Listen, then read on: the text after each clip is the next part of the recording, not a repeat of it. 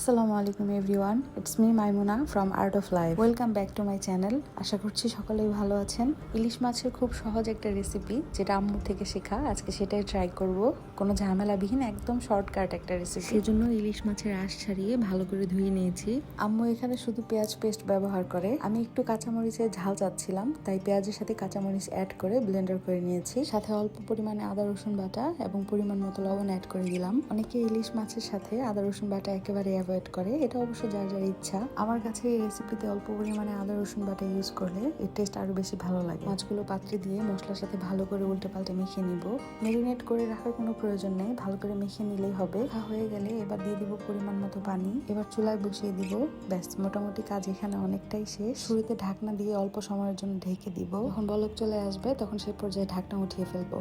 এমনিতেও ইলিশ মাছ রান্না হতে অনেক কম সময় লাগে, তার উপর ইলিশ মাছের এই মজাদার রেসিপি সহজ হয়, খুব অল্প সময়ে কোনো ঝামেলাবিহীন রান্না করা যায়। এজন্য এটা পছন্দের তালিকায় থাকে। এবার এক এক করে মাছগুলো উল্টে দিব। মাছগুলো উল্টানো শেষ হলে কয়েকটা কাঁচামরিচ দিয়ে দিব। যাদের বেশি ঝাল পছন্দ না, তাদের শুরুতে পেঁয়াজ পেস্টের সাথে কাঁচামরিচের পেস্ট দেওয়ার কোনো প্রয়োজন নেই। তারা এই পর্যায়ে এসে আস্ত কয়েকটা কাঁচামরিচ দিয়ে দিলেই হবে। তাতে তরকারি ঝাল হবে না, কিন্তু তরকারিতে সুন্দর একটা কাঁচামরিচের ফ্লেভার আসবে। রান্নার পুরোটা সময় চুলার হিট মিডিয়ামে রেখেছি। কাঁচামরিচ দেওয়ার 5 মিনিট পর যখন তরকারির তেলটা উপরে ভেসে উঠবে, এই পর্যায়ে চুলাটা বন্ধ করে ঢাকনা দিয়ে 10 মিনিট ওয়েট করব।